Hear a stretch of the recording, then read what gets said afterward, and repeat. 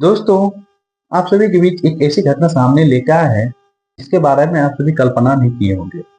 दरअसल ये घटना है एक तांत्रिक बाबा की, जिसने जिस तांत्रिक बाबा के बारे में बात कर रहे हैं, उसने 18 महिला के साथ रेप किया। वही अभी के समय में विज्ञान के युग कहा जाता है, तो वही जो दूसरी तरफ कुछ लोग जो है तंत्र मंत्र के झांसे में आके अपने लाखों रुपया गवा देते हैं और इज्जत प्रतिष्ठा भी नहीं देखते हैं। चलिए दोस्तों, इस घटना को पूरे डिटेल से जानते हैं। तांत्रिक बाबा ने तरह 18 महिला के साथ रेप किया था। दरअसल ये घटना है राजपुर गांव की। राजपुर गांव में एक हरिराम नाम के आदमी थे। उसका 3 भाई था। बड़ा भाई का नाम रामचंद्र था। रामचंद्र की 2 बीवी थी। 2 बीवी में से एक पहली बीवी को छोड़ के चले जाती है, तो वही दूसरी बीवी को एक बेटी जन्म होता है। बेटी जन्म होने के बाद रामचंद्र का हत्या कर दिया जाता है। हत्या करने के बाद उसकी हरिराम की भाभी विधवा बन जाती है और उसके गांव समाज के लोग सभी आदमी बोलते हैं कि उस भाभी से तुम शादी कर लो। तो वही हरिराम दबाव में आके वो अपनी विधवा भाभी से शादी कर लेते हैं और उसके घर में एक बेटी भी रहती है। उसका जिम्मेदारी उसको उठाना पड़ता है। कभी हरिराम को उसका घर का क्षतिग्रस्ती का कभी लोड नहीं पड़ा था, जिसके कारण वो एक छोटा सा बिजनेस खोला। बिजनेस छोला का था। छोला भटूरा गांव गांव जाके बेचा करता था। तो इतना हो गया था कि वो अपना छोटा सा परिवार संभाल सके। संभालना शुरू किया तो एक दिन की बात है, वो मजार के रास्ते से जा रहा था, तो वहां मजार में एक मौलवी को बैठा देखा। बैठा देखने के बाद वहां पे गौर से ध्यान केंद्रित करके देखा। कुछ आदमी मौलवी के पास जाते हैं और भूत प्रेत के नाम पे काला संकट काल घड़ी कुछ इसी हिसाब से वहां से ताबीज ताबीज लेते हैं और मौलवी लाखों रुपया कमाते हैं। हरि राम के भी विचार में कुछ इसी तरह आया कि इतना करने के बाद, दौड़ धूप करने के बाद, मेरे पास ज्यादा रुपया नहीं है, ये बैठ के ठग फूस के कमा रहा है। तो इसी तरह विचार आने के बाद हरि राम ने घर गया। घर जाने के बाद अचानक वहां से गायब हो गया। गायब हुआ। उसने हरिद्वार की ओर प्रस्थान किया। हरिद्वार जाने के बाद एक बाबा की तलाश हुई। वहीं उसका घर के आदमी हरिराम को खोजते खोजते परेशान था। परेशान होने के बाद हरिराम एक बाबा के पास गए। उसका सोच था कि जिसको कुछ मंत्र विद्या आए उसके पास जाके कुछ दिन रहे। हरिराम ठीक उसी प्रकार जो सोच था, सोच के हिसाब से वो बाबा मिला और उसका सेवा सत्कार भी किया। और बहुत दिन रहने के बाद वो अपने घर लौटा। घर लौटने के दरमियान में दाढ़ी दाढ़ी बहुत बड़ा हो गया था। तो जब गांव वाले को पता चला, घर वाले को पता चला, तो वहां पे आए और हरिराम से पूछा कि इतना दिन से तुम कहाँ चले गया था, किसी को बताया नहीं था। तो हरिराम ने बताया कि हरिद्वार गए थे और वहाँ तंत्र विद्या सीखे और सभी को ठीक भी करते हैं। तो इसी हिसाब से उसके गांव वाले ने उसका प्रचार प्रसार किया और धीरे धीरे उसका तांत्रिक का धंधा चालू हो गया। जो कि हरिराम को तांत्रिक विद्या के बारे में उसको एबीसीडी भी पता नहीं था कि तंत्र विद्या होता क्या है। तो धीरे धीरे उसका धंधा चलने लगा। आस पड़ोस ज्यादा दूर दूर तक उसका प्रचार प्रसार होना शुरू हो गया। तो उसी बीच में एक पिता, एक पत्नी, उसका बेटा बेटा का तबीयत बहुत ज्यादा खराब था। वो आदमी जिसका बेटा का तबीयत खराब था, उसका घर शरीफ नगर के मुरादाबाद जिला में था। तो उसका बाबू नाम का एक बच्चा था जिसका तबीयत काफी ही खराब रहता था और डॉक्टर सब से दिखाता था तो ठीक नहीं होता था और उसका बच्चा काफी चिड़चिड़ापन था। तो राजेंद्र को बताया गया, उसके स्थानीय लोग ने बताया कि वहां पर हरि राम नाम के राजपुर में एक तांत्रिक बाबा है, वहां पे जाओ, ठीक हो जाएगा तुम्हारा बेटा। तो राम प्रसाद ने आके अपने बीवी को बताया। बीवी को बताने के बाद तीनों ने प्लान किया, माँ, उसकी पति और उसके बेटा। प्लान करने के बाद अगले दिन गया। अगले दिन जाने के बाद वहां बाबा से मिले। बाबा बाबा से मिलने के बाद बाबा तो खुशी से झूम उठे थे। बाबा को तो कुछ था नहीं, उसको तंत्र विद्या तो आता नहीं था, आने आने के नहीं था, तो काम वासना का बहुत ही शौकीन था, जिसके कारण वो 18 महिलाओं के साथ रेप भी किया था। तो वहां पे गया, बाबा उस बच्चे को देखा और पूछा उसके माता पिता से, रामचंद्र और अनीता से, किस पर्पज से आप आए हैं। तो राम प्रसाद ने बताया।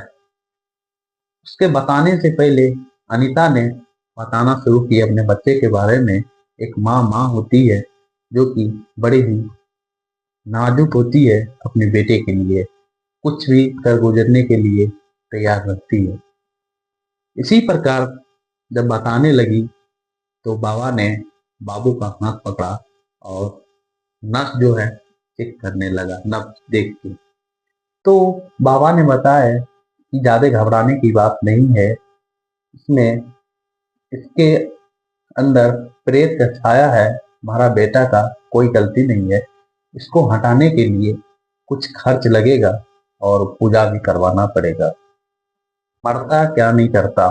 तो उसकी मम्मी, बाबू की मम्मी यानी अनीता अनीता उस पे हाँ भर दी और बात किए जा रहे थे। तो तांत्रिक बाबा का नजर अनीता पे पड़ जाता है और उसका बात गौर से सुनने लगता है। सुनने के बाद अनीता अनीता के प्रति बाबा को काम वासना जग जाता है।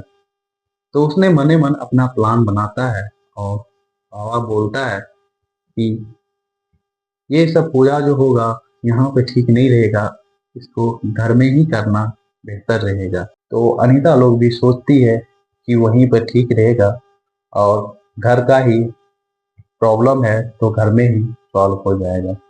तो बाबा ने वहां पे कुछ सामग्री लिख के देते हैं पूजा का और 5,000 रुपया का डिमांड भी करते हैं। तो अनीता उस बाबा का पूरा लिस्ट लेते हैं पूजा सामग्री का और घर जाती है। घर जाने के बाद पूरा पूजा सामग्री लेके आती है और बाबा को भी कॉल करती है और बुलाती है। बुलाने के बाद बाबा भी पूजा को बैठते हैं। पूजा से पहले वो सबको बाबा सतर्क कर देते हैं कि आसपास में सबको बता दो कि पूजा में कोई नहीं आएगा और कोई बाधा नहीं डालेगा और पूजा लेट से शुरू होगा और देर तक रहेगा पूजा। इसी हिसाब से उसने बाबा सबको बता के पूजा आसन पर बैठ गए और जितना भी था पूजा का सामग्री सब नीचे रख के एक हड्डी को रख के पूजा शुरू करने के बाद उसके पिता राजेंद्र, बाबू के पिता राजेंद्र को बताया कि हड्डी ले जाओ और चीते, ठंडा चीता जो होगा उसका राख भर के लेके आओ। ध्यान दे कि कोई इस हड्डी को देखे नहीं और तुम चुपचाप जाओ और चुपचाप उसको लेके आओ। उसके पिता का पूरा पैर कांपने लगता है, डर जाता है, लेकिन बात तो बेटा का था, उसको करना ही था। तो उसने जाके शमशान की ओर गया और अपने बेटे को लेके वहां पे उसको बता दिया था कि इस काम करने में 2 घंटा लगेगा। 2 घंटा जब लगने का बात कहा तो उसने गया और सीता में हड्डी में राख भर के देखा कि टाइम अब बहुत कम हुआ है, 2 घंटा हमको इधर ही पुराना पड़ेगा। 2 घंटा पुराने से पहले राम प्रसाद कॉल किया बीबी पे, कितना बार कॉल किया, कॉल नहीं रिसीव की बीबी। बीबी को कॉल रिसीव नहीं करने के बाद तो राम प्रसाद परेशान हो गए। परेशान होने के बाद फिर से कॉल की। कॉल करने के बाद बाबा हरि हरि राम ने उठाया और बात किए। तो बोले कि अभी टाइम लगेगा, पहला पूजा हो गया है, अब दूसरा प्रक्रिया कर रहे हैं। तो वही इधर दूसरा प्रक्रिया में लग चुका था। दूसरा प्रक्रिया में लगने के बाद बाबा फिर से राम प्रसाद कॉल किए बाबा को कि बाबा काम हो गया है। तो बाबा ने बताया कि हाँ हो गया है, तुम आ जाओ जल्दी से।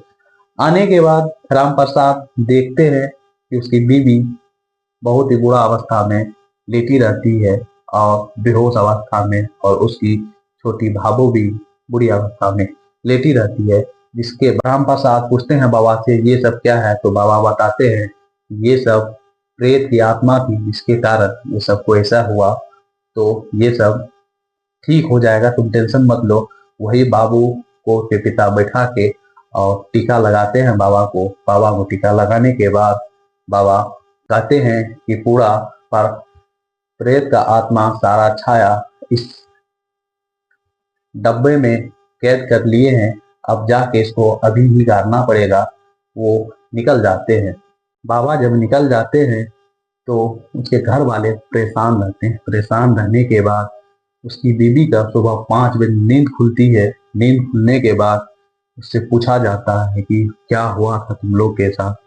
तो उसकी बीवी को होश आने के बाद कुछ नहीं पता चलता है। तो वही उसकी तब उसी टाइम संगीता से पूछा जाता है कि तुम्हारे साथ क्या हुआ था। तो संगीता बताती है कि हम गए थे पूजा देखने के लिए, तो पूजा देखने के दरमियान में जेठानी को देखे वहां पे लेटी हुई थी बेहोश अवस्था में। बाबा से जब पूछे तो बाबा बताए कि प्रसाद खाने के लिए बोले थे और प्रसाद नहीं खाए जिसके कारण ऐसा हुआ। तो उसी के डरे के मारे संगीता भी भागना शुरू की।